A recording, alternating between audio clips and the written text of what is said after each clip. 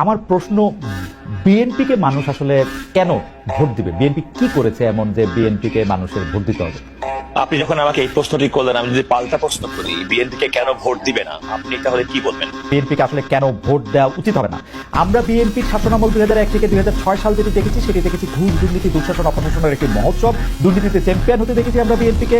10টা কষ্টের প্রভিন্স দেখেছি, বিরোধী দলের নেতার সমাবেশে গ্রেনেড হামলা দেখেছি, তত্ত্বাবধায়ক সরকার ব্যবস্থা ধ্বংস করে একজন মাত্র বিচারককে প্রধান বিচারপতি এবং তত্ত্বাবধায়ক সরকার ব্যবস্থা প্রধানকে রাখার জন্য সংবিধান পরিবর্তন করতে দেখেছি।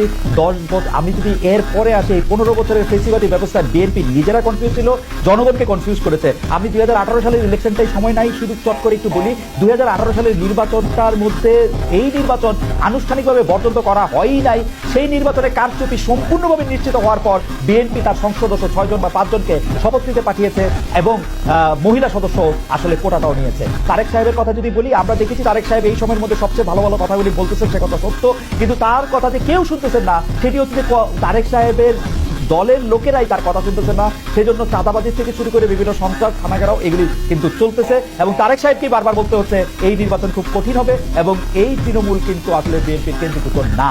এই হচ্ছে আমার মানে 1 মিনিটে ঊর্ধ্বর সাথে আমি যতটুকু বলতে পারলাম বললাম। এটা যদি